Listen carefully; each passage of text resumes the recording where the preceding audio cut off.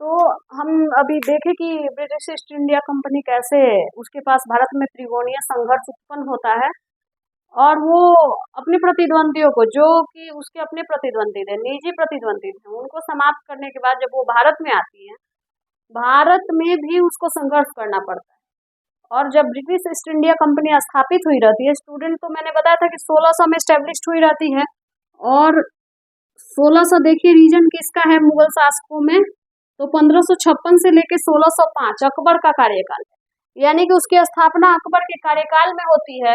और जो पहले जेम्स प्रथम का जो लेटर लेके पहले राजदूत आते हैं भारत में, वो अकबर के नाम का लेटर लेके आते हैं, लेकिन वो पहुंचते हैं जहांगीर के दरबार में 1608 में। वो जहांगीर के दरबार में आते हैं, उनको अनुमति नहीं मिलती है। फिर अंततः 1613 ईस्वी में इनको व्यापार करने की अनुमति मिली, जो कि पिछले लेक्चर में हम लोग पढ़ चुके हैं। उसके बाद शाहजहां औरंगजेब। आप एक चीज देखिए कि मध्यकाल के दौरान बाबर 12 वर्ष की आयु में फरगना का शासक बनता है। ये स्टोरी क्लियर है आप लोगों की। फरगना समरकंद हाथ से निकल जाने के बाद वो अफगानिस्तान में काबुल की तरफ बढ़ता है, और अंततः आप देखते हैं कि 1526 ईस्वी में पानीपत का प्रथम युद्ध होता है और वो भारत में उसकी एंट्री होती है, और भारत में वो स्वतंत्र सत्ता का स्थापना करता है इब्राहिम लोदी को पराजित कर। अब बाबर आया, उसके बाद बाबर के बाद उसके पुत्र हुमायूं शासन किए। मध्यकाल अगर मैं पढ़ाती तो शायद इनके बीच की कहानी मैं बताती आप लोगों को। अकबर, जहांगीर, शाहजहां, औरंगजेब, मात्र 3-3-6 शासक हुए, जो कि लगभग 181 वर्ष। बीच में थोड़ा सा 10-20 साल आपका यहाँ गैप होगा, 1540 से 1555 के बीच, क्योंकि हुमायूं और बिहार के एक रणबांकुरा थे शेर शाह सूरी, जिनके बीच कन्फ्लिक्ट हुआ और बीच में उन्होंने शासन किया, तो थोड़ा सा गैप होता है। लेकिन 150 वर्षों में लगभग 12 शासकों ने शासन किया, और आप लोग देख सकते हैं कि कितना टूटा फूटा शासन है। औरंगजेब की मृत्यु के बाद शाह आलम प्रथम 1707 में मुगल शासक बनते हैं, और 1707 से 1712 मैं ये इनके बीच की कहानी भी बताऊंगी कि ये मुगल बादशाह बनने से पहले जैसे औरंगजेब और उनके 3 भाई दारा सिकोह, सूजा और मुराद के बीच उत्तराधिकार का युद्ध हुआ था, वैसे ही औरंगजेब के पुत्रों के बीच में भी उत्तराधिकार का युद्ध हुआ था। और उस उत्तराधिकार के युद्ध में औरंगजेब के 3 पुत्र रहते हैं। एक तो बहादुर शाह प्रथम ही रहते हैं, जिनका नाम मुअज्जम रहता है। बहादुर शाह प्रथम रहते हैं जिनका नाम मुअज्जम रहता है, और उसके बाद आप देखिएगा तो इसके 2 पुत्र और रहते हैं, आजम और कामबख्श। यहाँ मैं आप लोगों को क्लियर कर देती हूँ मैप से।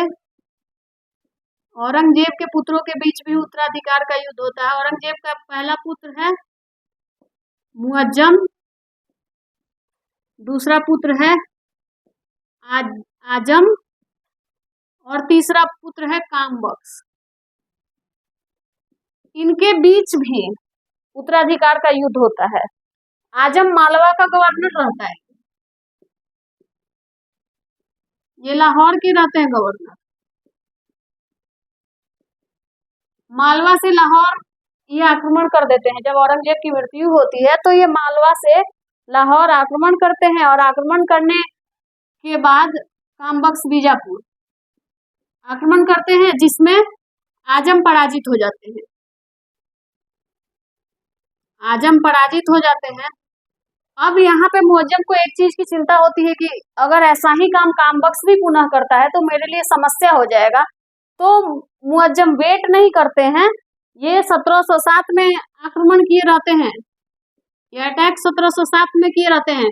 इनके जस्ट बाद कामबख्श पे मुअज्जम आक्रमण कर देते हैं कि इनके आक्रमण का हम इंतजार नहीं करेंगे, हम क्या करते हैं कि हम ही आक्रमण कर देते हैं और इनको पुनः समाप्त कर देते हैं। तो आप देखिएगा कि 1709 में ये आक्रमण करते हैं और ये कामबख्श को पराजित कर देते हैं, और खुद विनर होते हैं मुअज्जम, और बाद बहादुर शाह प्रथम के नाम से मुगल साम्राज्य की गद्दी पे बैठते हैं। इस युद्ध को जजाऊ का युद्ध कहा जाता है। जो पहला युद्ध होता है आजम और मुअज्जम के बीच, उस युद्ध का नाम जजाऊ का युद्ध रहता है, और इस युद्ध को बीजापुर का युद्ध ही कहा जाता है। तो आप सभी याद रखिएगा, जजाऊ का युद्ध हुआ 1707 में औरंगजेब की मृत्यु के जस्ट बाद, और ये हुआ 1709 में।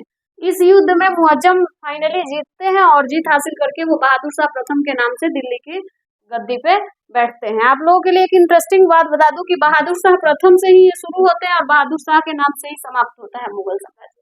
परवर्ती मुगल शासक रहते हैं, कमजोर बादशाहों का ये क्रम है। आप देख सकते हैं इनके शासन का काल, आप देख सकते हैं इनके शासन का काल। बाबर तो भारत में स्टेबिलिटी ही कर रहे थे, लेकिन आप देखिए यहाँ पे अकबर और औरंगजेब के शासन का पीरियड लगभग दोनों ने मिलाकर कम से कम हमको लगता है कि 100 साल कंप्लीट करा ही होगा। उसके बाद इन लोगों में आप कंपैरिजन देखिएगा तो जो पूर्ववर्ती जो पहले के मुगल शासक थे वो इस बात पे भरोसा रखते थे कि हमारी जो प्रजा है हम पे तभी भरोसा करेगी या उनके अंदर मजबूती तभी आएगी जब उनका शासक मजबूती से उनके साथ खड़ा रहेगा। लेकिन जब आप परवर्ती मुगल बादशाहों को पढ़िएगा तो ये लोग जो चीजें करते थे उसी को पूर्णतः कंप्लीट नहीं करते थे। आपको गुजरात विजय की कहानी याद होगी, अगर आप सभी मध्यकाल पढ़े होंगे। अकबर जाते हैं गुजरात विजय के लिए, जब वहां जाते हैं गुजरात पे फतह करने के बाद वहीं के एक व्यक्ति को सूबेदार को अपने वहां का गवर्नर नियुक्त करके रिटर्न हो जाते हैं। लेकिन 12 दिन में ही पुनः वहां पे विद्रोह शुरू हो जाता है और आपको ये जानकर ताज्जुब होगा कि 12 दिन के अंदर अकबर पुनः गुजरात पहुंच जाते हैं और गुजरात पे फतह करके, जबकि उनके पास एक से एक सिपह सलार थे, एक से एक सेनापति थे, मानसिंह उन्हीं के सेनापति थे। लेकिन ये पुनः जाते हैं और जाने के बाद क्या करते हैं कि वहां पे पुनः गुजरात में अपनी सत्ता को स्थापित करके और वहां पे अब्दुल रहीम खाना को गवर्नर नियुक्त करके आते हैं। लेकिन आप इधर आइएगा, मोहम्मद शाह रंगीला का कहानी मैं आप लोग को बता देती हूँ। जब मराठा पेशवा बाजीराव इमर्ज कर रहे थे तो मोहम्मद शाह को इच्छा हुई, इनको रंगीला बादशाह भी कहा जाता था, देखने के लिए कि आखिर ये कौन है बहादुर ये बाजीराव। तो वो इच्छा जाहिर किए और जाहिर करने के बाद उन्होंने ऐसा कुछ संदेश भेजा होगा या उनको आमंत्रित कर दिया, चैलेंज कर दिया कि कौन है, मैं इससे नहीं डरता हूँ। तो आपको ये जान के ताजुब होगा कि बाजीराव जो थे वो दिल्ली पहुंच गए थे और दिल्ली पहुंच के लाल किला पे उसका वेट कर रहे थे और कि ये निकलेंगे तो इनको हम बताएंगे कि हम कौन है, लेकिन वो नहीं आए तो वो पुनः रिटर्न हो गए। तो ये सारी चीजें थी कि ये लोग इधर वाले जितने भी बादशाह थे झुकने में विश्वास करते थे, ये जितने बादशाह थे वो अपने सत्ता और अपनी प्रजा के लिए कुछ भी करने के लिए तैयार थे। तो बाद में आगे चल के इन लोगों को आगे समस्या फेस करना पड़ेगा ब्रिटिश ईस्ट इंडिया कंपनी से। आप देख लीजिए कि 1760 से 1757 के बीच बहादुर शाह प्रथम हुए, जहांदार शाह हुए, फर्रुखसियर हुए, रफीउल दर्जात हुए, रफीउद्दौला हुए, मोहम्मद शाह हुए, अहमद शाह हुए, आलमगीर द्वितीय, मिहिर उल मिलर, इन्हीं को शाहजहां द्वितीय के नाम से भी जाना जाता है। फिर शाह आलम प्रथम जिनके बारे में हम आगे पढ़ेंगे, फिर अकबर द्वितीय, फिर बहादुर शाह द्वितीय। ये 1857 के युद्ध में समाप्त होते हैं। शाह आलम प्रथम की कहानी पता ही है, प्लासी के युद्ध में मैं आप लोगों को पढ़ाऊंगी। तो ये सारे शासक होते हैं जो आधुनिक काल के शासक होते हैं मुगल साम्राज्य के, जिनका कन्फ्लिक्शन होगा ब्रिटिश ईस्ट इंडिया कंपनी से, और मैं बारी बारी से सबको आप लोगों को पढ़ाऊंगी। तो आप लोग पहले इतना नोट डाउन कर लीजिए, उसके बाद मैं नेक्स्ट कंटिन्यू करती हूँ।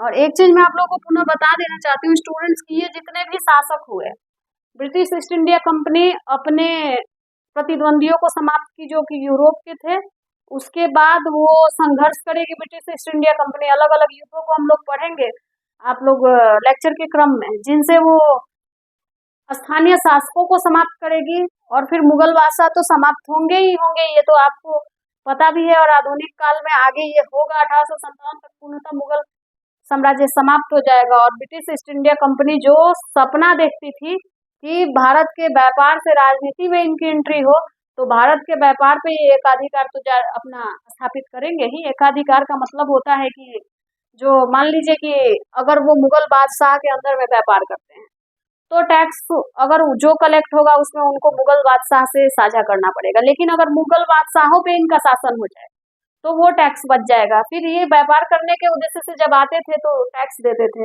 वो टैक्स भी बच जाएगा। और भारतीयों पे अगर शासन इनका हो जाएगा तो जो टैक्स भारत की जनता देती है बादशाह को, वो direct British east India company को देगी। तो ब्रिटिश ईस्ट इंडिया कंपनी त्रिकोणीय फायदा अर्थात तिगुना फायदा देखती है, त्रिकोणीय संघर्ष करती है और भारत में व्यापार से वो सीधे राजनीति में इंटर करती है और भारत के व्यापारिक आर्थिक व्यवस्था से राजनीतिक व्यवस्था में इंटर करके और भारत में अपना सत्ता स्थापित करती है, जो कि आगे के लेक्चर के क्रम में हम लोग पढ़ेंगे। स्टूडेंट्स आज हम इतना ही रहने देते हैं।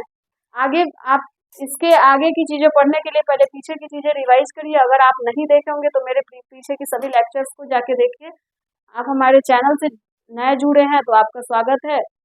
आप अपने दोस्तों को भी जोड़िए और ज़्यादा से ज़्यादा चैनल के सभी लेक्चर्स को देखिए, लाइक करिए, शेयर करिए, सब्सक्राइब करिए। Thank you.